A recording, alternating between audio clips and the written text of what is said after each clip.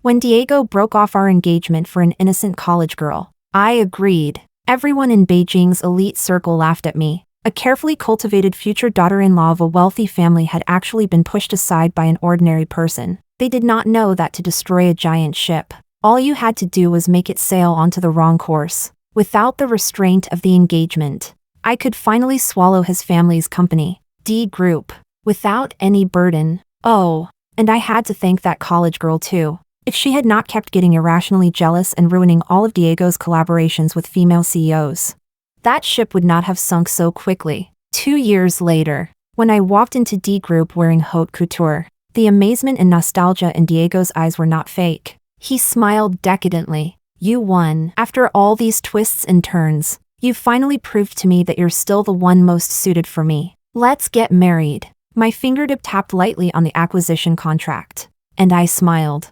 Sorry. I'm not interested in stealing men. I'm only interested in stealing men's livelihoods. Chapter 1. Diego appeared at our engagement banquet holding that girl's hand. His voice traveled through the microphone, clearly reaching every corner of the banquet hall. Everyone, today, I want to announce something. My engagement with Julia ends here. As soon as those words came out, the entire room erupted in shock. I stood opposite him, with only 3 layers of champagne tower between us. The voices around me blurred into chaos. I could not hear anything clearly. Only the tiny sound of bubbles bursting in my glass was terrifyingly clear, one after another, making my chest feel tight. Diego did not look at me. All his attention was on the girl beside him. I knew that girl. Her name was Lily. In the report my secretary had submitted a week ago, she had been mentioned. She was a poor student from the mountains whom Diego had sponsored in his personal name. In the photo,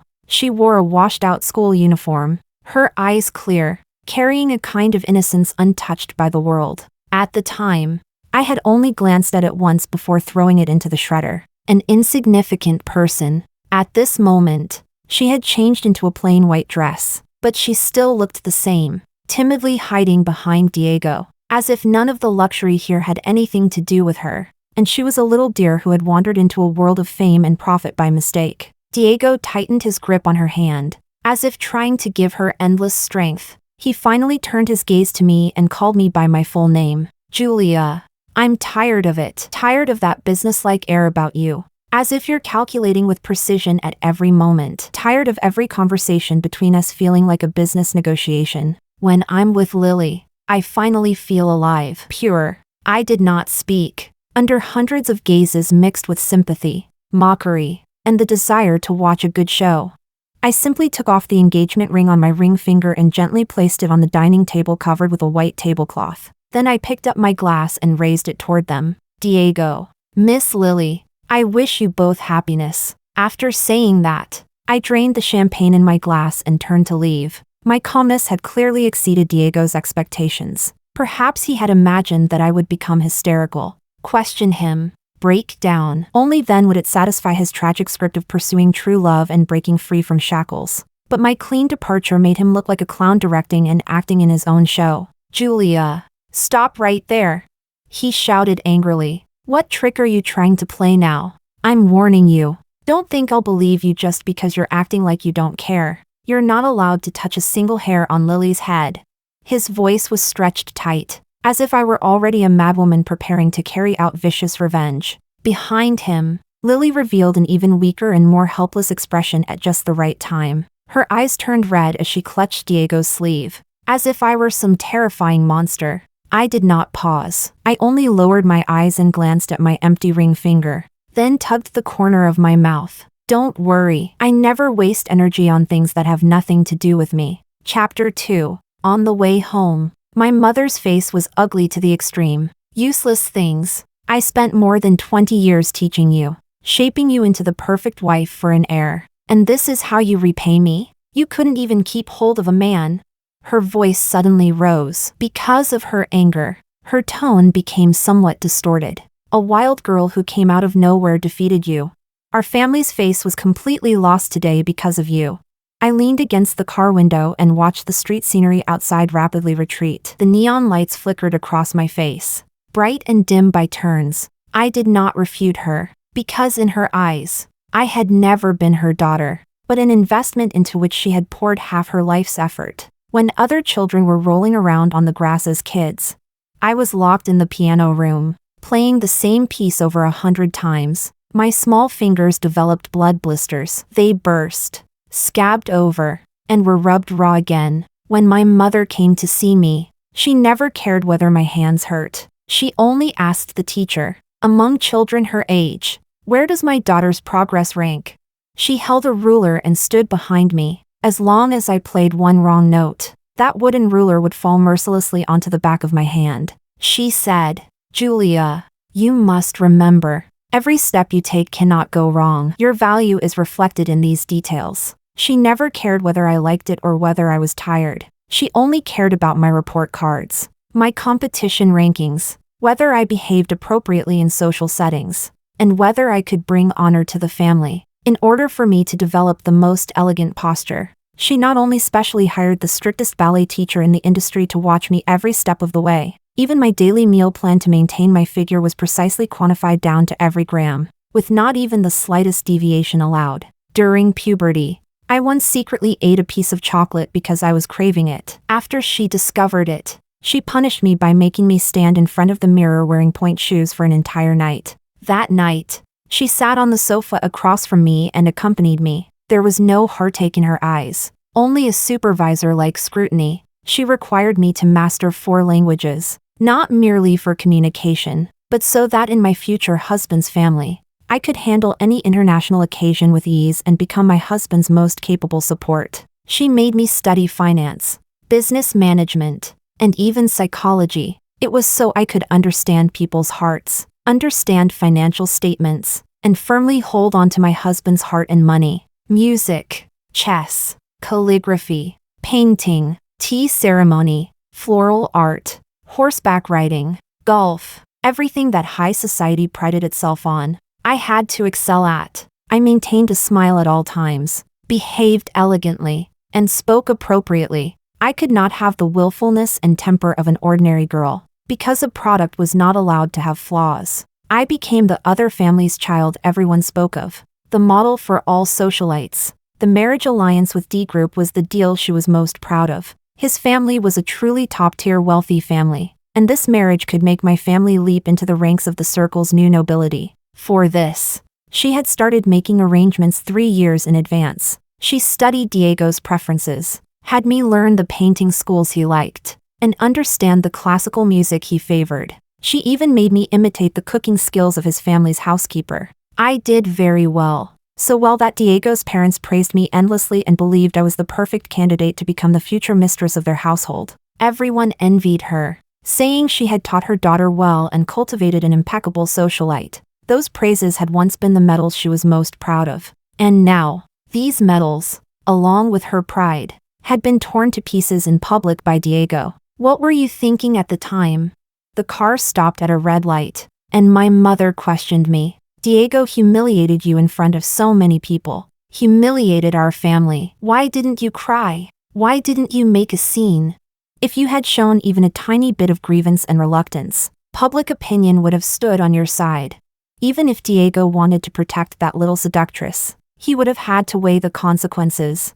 Her tone was full of frustration at my failure to live up to expectations. But look at you, one sentence of blessing. Then you turned and left. Were you trying to show how magnanimous you are? Julia, did everything I taught you go into a dog's stomach? Your calm and dignity are worth nothing at a time like this.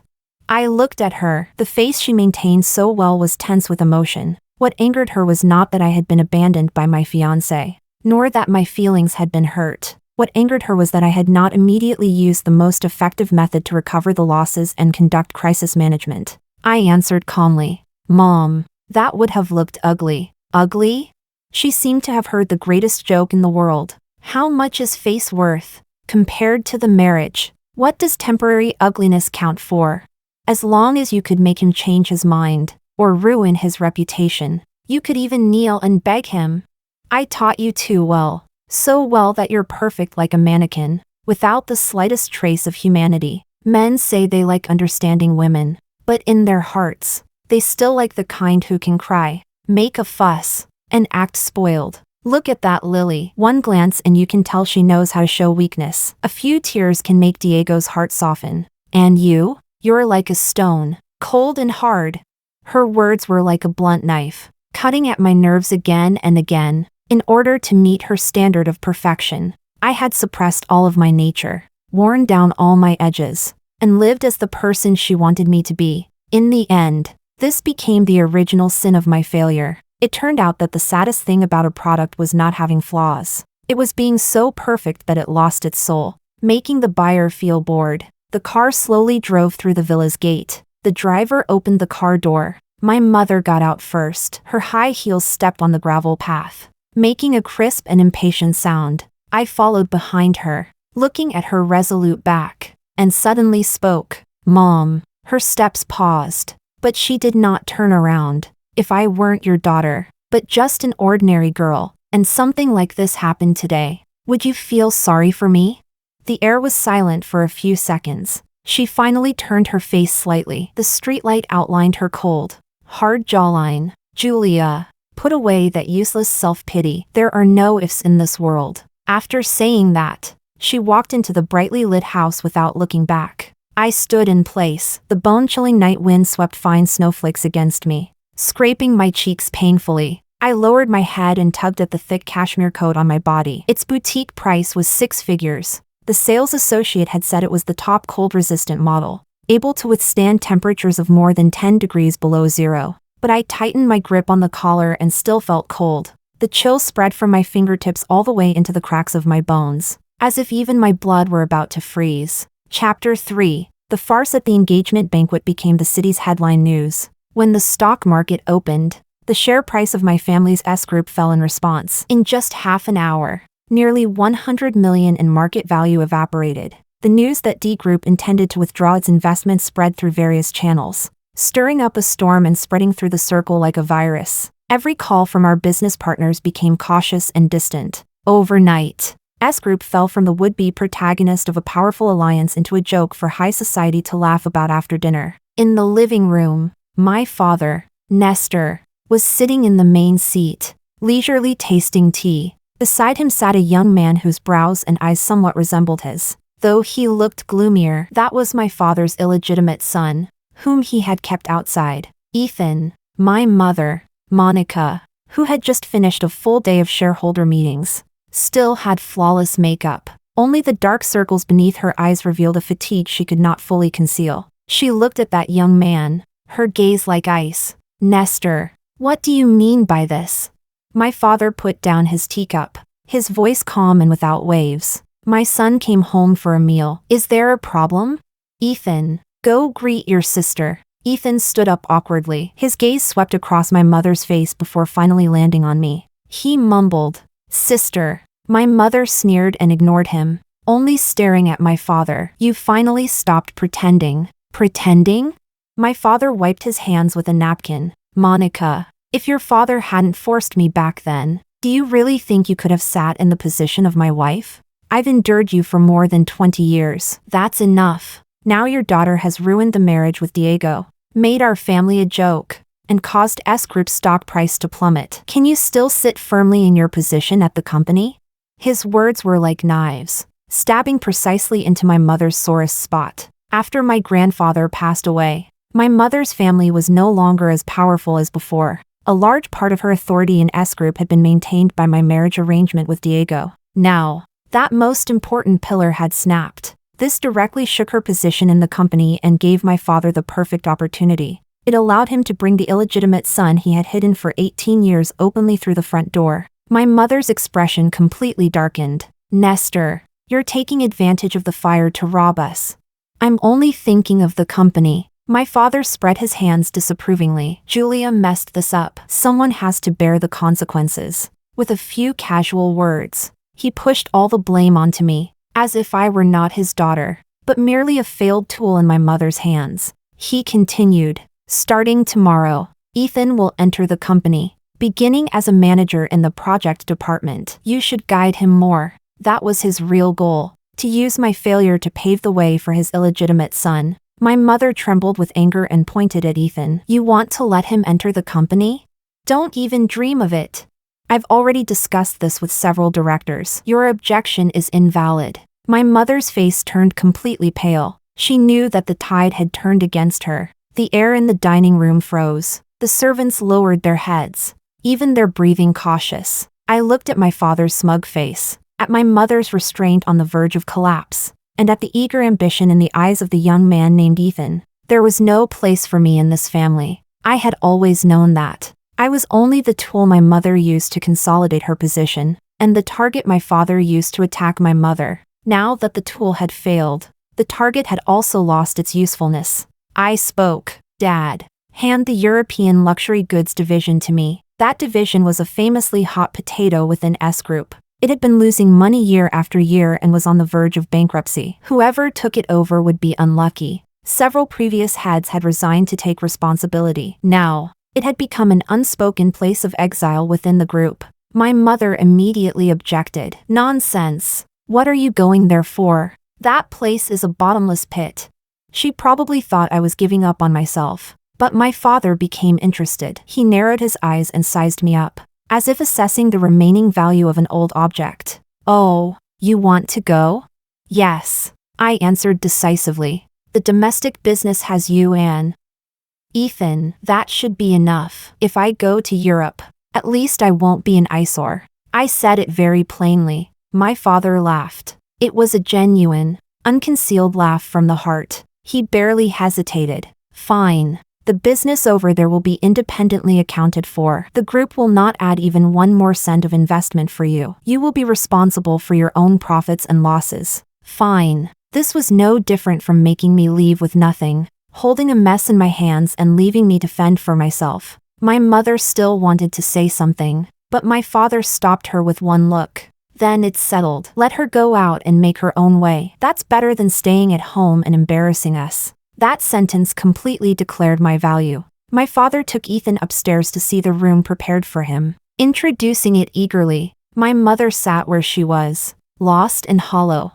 staring at the cold leftovers on the table. I got up and walked upstairs alone. I had once thought that as long as I did well enough, I could receive recognition, receive even a little love. Now I understood. From the very beginning, I had been wrong. For a child who was never expected or wanted, no matter how well they did, it was all futile. Fine. From now on, I would live for myself. Chapter 4. Before going to Europe, I had 1 month to hand over the domestic business. During that month, Diego and Lily's names occupied every media page. There were many versions of the story, but the core was always the same. Diego was the brave prince, and Lily was the pure Cinderella. And I was the abandoned, pitiful yet hateful, resentful woman from a wealthy family. I did not care. To me, public opinion was nothing but wind. Once the wind blew past, it left no trace. The most urgent matter at hand was still a project in cooperation with D Group that needed to be wrapped up.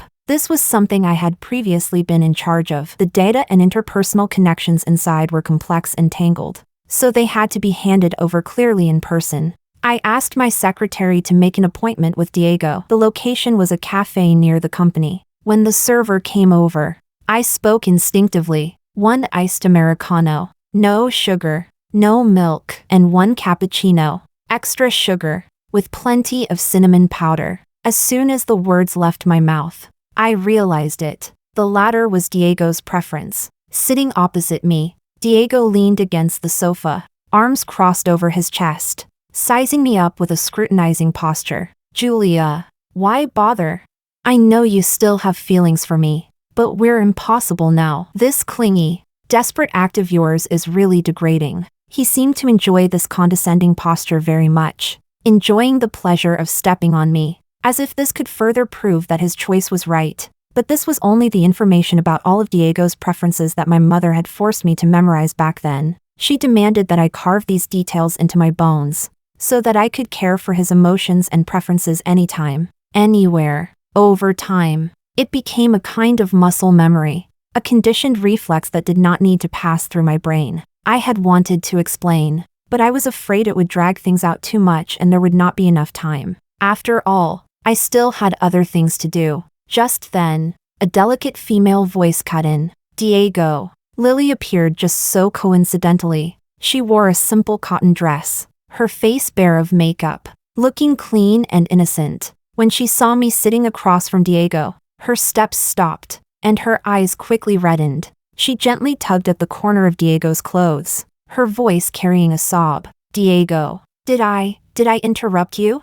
Diego turned his hand over and held Lily's, pulling her whole body into his arms as he comforted her softly. No, don't overthink it. I'm just making things clear with her. After saying that, he raised his head and looked at me with a gaze that had turned several degrees colder. Julia, I hope you recognize reality. Lily has a simple mind and easily overthinks things. I don't want her to be hurt because of you in any way. Let the past stay in the past. Stop making these meaningless struggles. It won't benefit either of us. Their one-person show was performed with great drama. I was like an outsider, watching coldly from the side. At that moment, I finally understood the awkward position of NPCs in domineering CEO dramas. Only when the server brought the coffee did the awkward confrontation break. I pushed the cappuccino piled high with cinnamon powder in front of him. Then I pushed the handover documents for Galaxy Bay over as well. Mr. Diego, may we begin? My voice was calm and without ripples, carrying no emotion at all. I still have a meeting at 3 in the afternoon. Chapter 5. The tender affection on Diego's face froze. He looked at me suspiciously for a few seconds, but in the end, he still picked up the documents. Lily nestled against his side, occasionally sneaking glances at me with eyes like a startled little deer, as if I were some monster that ate people. Fortunately, the handover process was quick. The documents were clearly organized, and I had marked all key points and potential risks with labels of different colors. He only needed to sign. Diego flipped through them faster and faster, and his brows furrowed more and more tightly. This was not the working state a heartbroken woman should have. This document was professional, calm, and watertight. After signing the last word, he closed the folder and placed it heavily on the table. He seemed to want to say something, but could not find the right words. I did not give him the chance to organize his language. Pleasure working with you, Mr. Diego. I stood up and picked up my bag. From now on, regarding this project, please contact my assistant directly. After they left, the cafe returned to quiet. I picked up my iced Americano and had just taken a sip, when a sharp voice sounded behind me. Julia, I really didn't expect you to be this good at enduring. I turned around. It was Zoe, a rich young lady who had once followed me around every day because I was Diego's fiancé, calling me Julia more affectionately than anyone else. At this moment, she had her arms crossed, her face full of mocking amusement as if watching a good show. TSK. That scene just now was so awkward even I felt embarrassed for you. You even deliberately ordered the coffee he likes. Is it interesting to play this hard-to-get game? Actually, I really don't think you need to do this. Men, you know, when they stop loving you, they stop loving you. The more you can't let go, the uglier your posture becomes. Look at the way Diego looked at you just now. Honestly, if I were you, I would have already found a crack in the ground to crawl into. Her words buzzed in my ears like flies. I looked at her and suddenly smiled. I picked up the cappuccino exclusively meant for Diego and handed it to her. Do you like it? I asked. Zoe froze, not understanding what I meant. I pushed the cup a little farther forward, my smile unchanged. This cup of coffee, along with Diego himself, since you want them so badly, I'll give them both to you. Go on, see whether he'll also give you a title of breaking free from shackles and pursuing true love, just like he did with me. Zoe's face instantly flushed the color of pig liver. I withdrew my hand, placed the cup steadily on the table, and turned to leave. Chapter 6. Diego brought Lily into high society in an extremely high-profile way. Lily was the complete opposite of me. The rules I had spent more than 20 years learning could not be seen on her at all. Diego took her to a private equestrian club. Lily wore ill-fitting riding clothes and could not even get onto the horse. In the end, Diego had to lift her into the saddle. The two of them rode the same horse, leaving behind a silhouette under the sunset that countless people reposted. He took her to a charity auction. She did not understand the value of those artworks. Standing in front of an antique vase priced at 8 million, she innocently asked Diego, "This isn't even as pretty as my grandma's pickle jar. Why is it so expensive?" The entire room fell dead silent. But Diego laughed. He bought that vase on the spot, then handed it to Lily in front of everyone. You're right. It only deserves to be your pickle jar. The next day, the hashtag Diego Spensten soft million stomach beauty smile shot to the top of the trending searches. Lily's clumsiness and inappropriateness were, in her own eyes, embarrassing, and in the eyes of bystanders, a joke. But through Diego's filter, all of it became unpolished innocence and cuteness. People in the circle were all discussing it. They said Diego was serious this time. They said Lily was truly lucky. A wild girl who knew nothing had actually been treasured by Diego in the palm of his hand. Some people even relayed those words to me in roundabout ways. They said in sympathetic tones, Julia, you're just too perfect. Men still prefer someone with a bit of warmth and everyday life to her. That's right. You do everything too well. You don't give men any desire to protect you. Instead, it puts a lot of pressure on them. I only nodded to show that I was listening. My time was precious. I buried myself in piles of documents, organizing handover lists, holding meetings with the legal team, and making the final preparations for my trip to Europe. Every minute and every second was worth a fortune. The news that Diego and Lily were holding an engagement banquet was announced through the media. Compared to the traditional engagement banquet between Diego and me, their engagement banquet was lavish to the extreme. I thought this matter would have nothing to do with me, until Diego personally called me. Chapter 7. Julia, I'm getting engaged to Lily. Congratulations. My answer was concise and to the point, without any emotion audible in it. There was silence on the other end of the phone for several seconds. He seemed dissatisfied with my reaction. I hope you can come to the engagement banquet. I opened my schedule. Next Saturday was the day I was flying to Paris. Sorry, I'm not available that day. There was silence on the other end of the phone for a few seconds. Then I heard him let out a soft laugh, carrying a hint of mockery. This trick again? Julia, can't you be a little honest? I know you feel uncomfortable, but avoiding it won't solve the problem. If you come openly and graciously, it'll be good for everyone. It will prove to the outside world that we parted peacefully, and it will also give Lily a legitimate status, so that people in the circle won't point fingers at her in the future. His tone was earnest and sincere, as if he were a merciful victor showing consideration for my unwillingness. If you come, it means you've let go. Otherwise, people will only think you can't afford to lose and are using your absence in this childish way to protest. I leaned against the floor-to-ceiling window, looking down at the endless stream of traffic below. They were like tiny points of light, converging into a river and rushing toward their own destinations. Diego, I said calmly, I simply can't go. My flight is that afternoon. Flight? He repeated the word, the suspicion in his voice almost spilling over. You've already been sidelined by your father. What core task could you possibly have that's worth a business trip?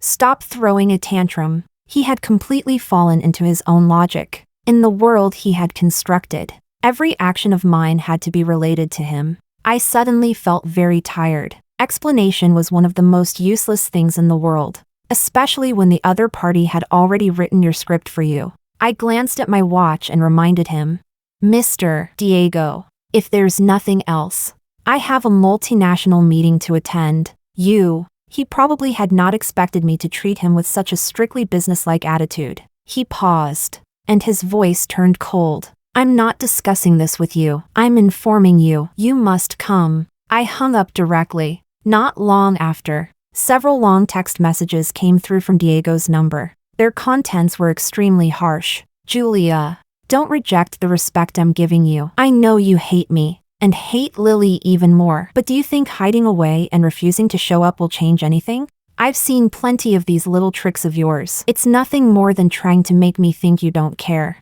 then making me feel guilty. Let me tell you, that's impossible. I'm sending you an invitation to give you a chance to exit with dignity. I hope you can come and sincerely bless us in front of everyone. That way, people won't gossip about Lily behind her back, and it can be considered giving her a legitimate status. Do you understand? This is good for you too. At least it will let you preserve the last bit of face you have left in the circle. After reading them, I deleted the messages, because I truly did not care about him. On the day of the engagement banquet, the whole city was watching. Diego's family booked the most prestigious Sky Garden hotel in the city center, and the media had been waiting in full force with their cameras since daytime. On social media, live streams and discussions about this engagement banquet of the century flooded everyone's screens. Almost everyone was looking forward to my appearance. They wanted to see whether I would attend in full dress, forcing a smile, or whether I would appear lost and miserable,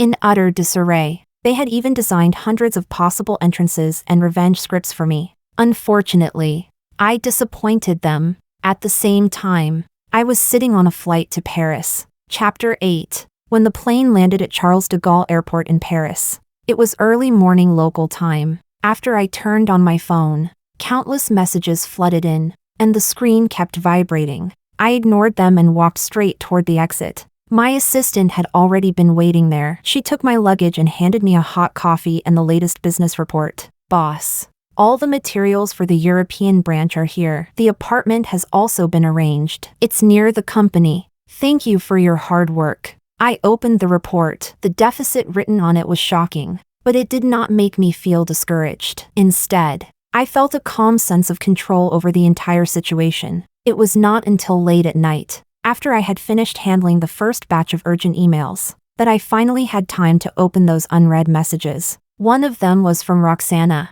She was one of the few people in the circle who still kept in touch with me. We could not be considered close friends, but we both appreciated each other's sense of proportion in handling matters. She sent me a photo from the engagement banquet. In the photo, Diego was lowering his head to put a ring on Lily. The flashlights surrounded them, making it look like a perfect fairy tale. Roxana's message followed immediately. Julia, you were right not to come. Diego was distracted the entire time. When he toasted, his smile looked worse than crying. His eyes kept glancing toward the door. He definitely thought you would go. He wanted to see you heartbroken, but in the end, you didn't take him seriously at all. His little vanity wasn't satisfied. So how could he possibly be happy? I looked at the photo. Diego's side profile was indeed tense, without the slightest hint of joy. Of course, I would not flatter myself by thinking that he felt disappointed because of my absence. He was merely annoyed that I, the most important audience member, had not appeared. It made the drama he had carefully arranged, the one meant to show him breaking through shackles and pursuing true love, lose its most crucial reaction shot, becoming ridiculous and incomplete. Roxana sent another message. Honestly, I still can't figure it out. You two were such a good match. A match made in heaven. How did you end up separating? If he's with a woman like Lily, someone who can't even stand on a proper stage, he'll regret it sooner or later. Would he regret it? I could not answer that question. Perhaps when he realized that after the passion of love faded, only a mess remained, he might feel a moment of regret. But what did that have to do with me?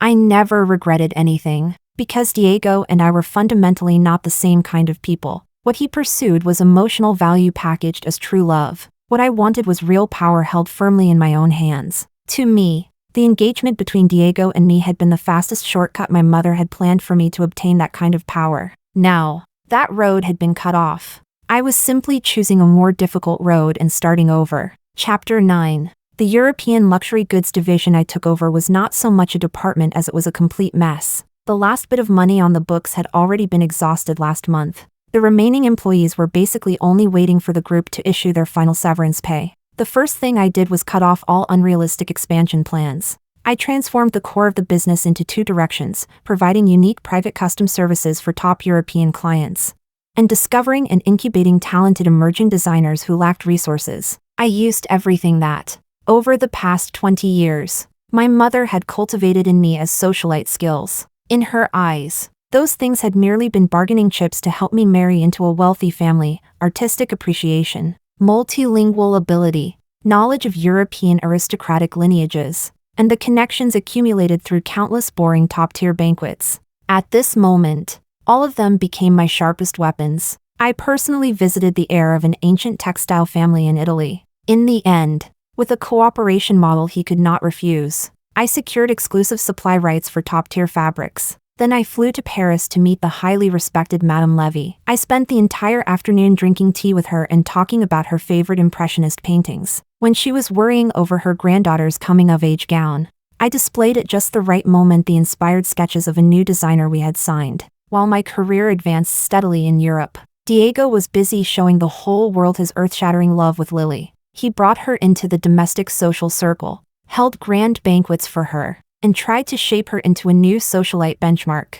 He spent heavily to craft her public image, attempting to package her ignorance as purity. The turning point happened at a crucial business dinner for D Group. Diego wanted to secure a strategic partnership with the German manufacturing giant, the von Krupp family. For that purpose, he specifically invited the wife of the family's person in power, an elderly lady known for her rigor and love of classical art. At the banquet, Lily probably wanted to show how different she was. In front of Mrs. von Krupp, she pointed at an expensive abstract painting hanging in the banquet hall and said loudly, "I could paint this kind of messy painting too. I really don't understand why it's so expensive." And that painting happened to be the work of the contemporary artist Mrs. von Krupp admired most. I later heard the details of the scene from Roxana. Mrs. von Krupp's expression changed on the spot, but Diego only treated it as Lily being innocent and lively. He smiled and smoothed things over, even echoing, "Lily is right." He thought his doting affection could solve everything. He was wrong. The next day, the von Krupp family unilaterally announced that they were terminating all cooperation talks with D Group. The price of Diego's lovesickness was that his company missed the best springboard for entering the European market, and the stock price fell immediately, and I seized that opportunity. In my own name, I sent a formal visiting card to Mrs. von Krupp, along with an appreciation essay I had personally written on the early stylistic evolution of that abstract artist. 3 days later, I was invited to visit the von Krupp family's ancient castle. I did not mention business cooperation even once. I simply spent the whole day talking with Mrs. von Krupp about the art collection she took pride in. When I left, I had obtained the strategic cooperation letter of intent Diego had dreamed of. Chapter 10. When the news spread back to the country, Diego was furious. He probably never imagined that I, whom he had discarded like a worn-out shoe, would intercept him in this way. In his humiliation and rage, he began using his family's connections to encircle me commercially, cutting off several of my important raw material suppliers. This was an expected counterattack. I did not panic in the slightest. I turned around and formed an alliance with D Group's biggest domestic competitor, L Group. I opened up part of my European market channels to them. The condition was that they had to provide my brand with the highest priority support in raw materials and production lines. Immediately afterward, through my media friends in Europe, I quietly released some news. I packaged the inside story of D Group's failed cooperation with the Krupp family into a business case of a femme fatale causing chaos in corporate management. Then I fed it precisely to several domestic financial media outlets that loved chasing rumors. As soon as the reports came out, public opinion erupted. The scandal that D Group had made a major business decision error because of nepotism became another straw crushing the camel's back, triggering a new round of plummeting stock prices. While everyone was busy dumping shares, I used a shell investment company registered in the Cayman Islands to quietly absorb large amounts of cheap circulating shares from the secondary market. There was more than one prey. Back in the country, Ethan, the illegitimate younger brother my father placed high hopes on, was mediocre in ability but eager for quick success. Under my mother's secret pushing and deliberate misleading, he successively botched several major investment projects of S Group. The company's performance plunged. The once stable business empire was now swaying in the storm. At the same time, I was also absorbing the company's shares at low prices. Time is the best catalyst. 2 years later, the brand I founded, Aura, had become an international first-tier brand and gained an unshakable voice in the haute couture field. As for D Group, under my chain of attacks, the erosion from competitors, and its continuous internal chaos, it was long insolvent and had reached the edge of bankruptcy. S Group's days were no better. Dragged down by Ethan, it was left as nothing more than an empty shell. The once high and mighty favored son of heaven finally lowered his proud head. Diego took the initiative to ask to meet me at a restaurant we had once loved most. After 2 years apart, the vigorous sharpness he once carried had been completely worn away. The dark circles beneath his eyes and the slightly messy edges of his hair all revealed an exhaustion he could not hide.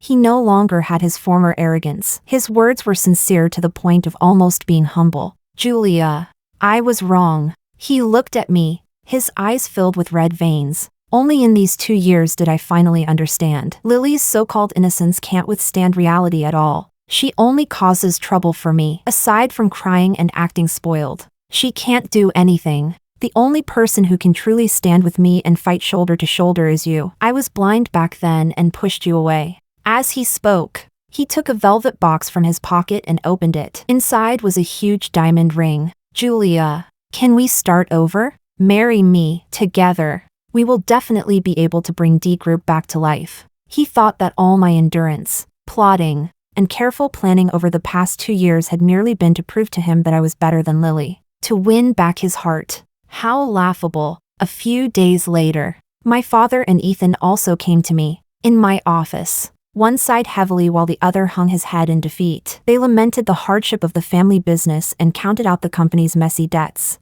Finally, my father looked at me and said in a gentle tone he had never used before, "Julia, in the past, Dad was wrong. Now, with the family in this situation, only you can save it. Come back. The position of company CEO will be yours, as long as you're willing to step in and integrate this mess that is S Group."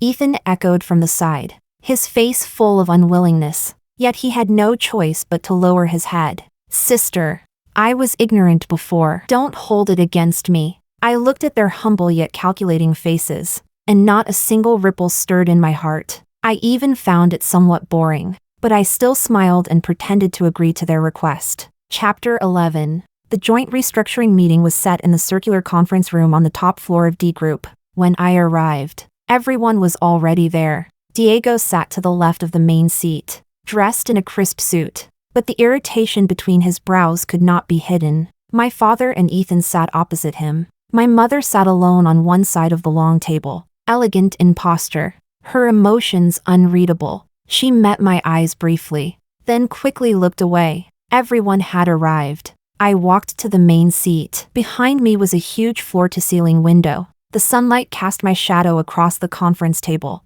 pressing over every person present. "Everyone." I spoke. My voice was not loud, but it was enough to make the entire room quiet down. "Thank you for taking the time out of your busy schedules to attend this joint restructuring meeting regarding D Group and S Group." The large screen behind me lit up, clearly displaying the shareholding structure and asset report of a European company. The company was called Aura. Most people present recognized the name. It was a high-luxury brand that had risen to fame in Europe over the past 2 years, known for its precise investment vision and ruthless business methods. But they did not know who the actual controller of this company was. My lawyer stepped forward and pointed with a laser pen at a debt-holding agreement on the screen. As of last quarter, Aura and its affiliated investment companies, through the secondary market and debt transfers, have already acquired 53% of D Group's matured debt, becoming D Group's current largest creditor. A wave of sharp inhales sounded throughout the conference room. The composure on Diego's face instantly froze. He suddenly raised his head to look at me, his eyes filled with shock and suspicion.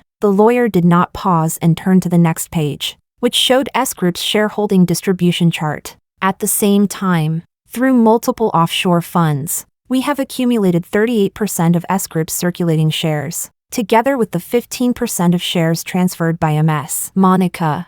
The total is 53%, which means absolute control of S Group has already been achieved. This time, even my father could not sit still. He supported himself on the edge of the table and stood up, looking at me in disbelief, then at my mother, and my mother nodded slightly to me. Everything was within our secret agreement. I looked around the room, at those faces that had once stood so high above others, and now all wore different expressions. In a steady voice, I announced the final conclusion. "So today's meeting is not a negotiation, but a notification. I will use Aura as the main entity to acquire, merge, and restructure S Group and D Group." As soon as my words fell, the entire room became deathly silent. In just a few seconds, all color drained from Diego's face. He stared fixedly at me, as if trying to find the slightest trace of a joke on my face. But he failed. Meeting his gaze, I walked step by step to him. From my pocket, I took out the ring he had once used to propose to me. The platinum band shimmered coldly between my fingers. I gently tossed it upward, then caught it steadily. The chill of the metal touched my palm. His Adam's apple moved, as if he wanted to say something, but no sound came out. Mr. Diego, you've mistaken one thing. I bent down and leaned close to his ear, speaking in a volume only the two of us could hear. I have never been interested in stealing men. I'm only interested in stealing men's livelihoods. After saying that, I released my hand. The ring traced a small parabola and landed precisely in the bone china teacup in front of him. With a crisp ding, water splashed up, and ripples spread. Chapter 12. In the end, faced with absolute capital advantage, the restructuring plan passed without any suspense. D Group's core assets were split off and merged into the new group at an extremely low price. The remaining non-performing assets and massive debts were left to Diego himself. He was completely bankrupt. Overnight, he went from the favored son of heaven to the biggest joke in the circle.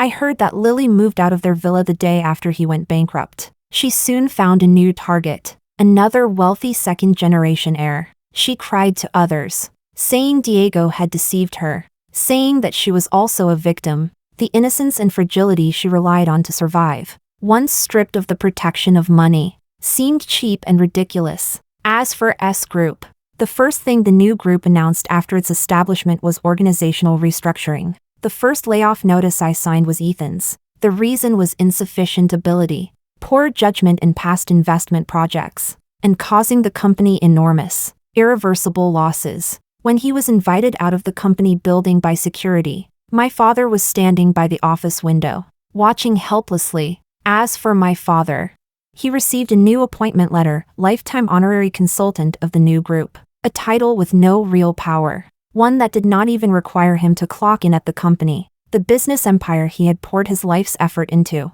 the one he had once wanted to pass on to his son, had now fallen completely into my hands. Apart from accepting it, he had no other choice. As for my mother, I fulfilled the agreement of our cooperation. On the new group's board of directors, I gave her a seat, as well as generous annual dividends. That day, after signing all the documents, she stood with me in front of the floor-to-ceiling window of the office. There was no embrace between us, nor any warm conversation. She simply looked at the endless flow of traffic outside. After a long while, she said softly, "It seems you did better than me." I looked at the blurred reflections of us, mother and daughter, on the glass and answered calmly, "You were the best teacher." Our relationship had changed from a failed mother and daughter into successful business partners. Perhaps that was the best ending between us. As night fell, I sat alone in the CEO's office. Beneath my feet were the countless lights of the city,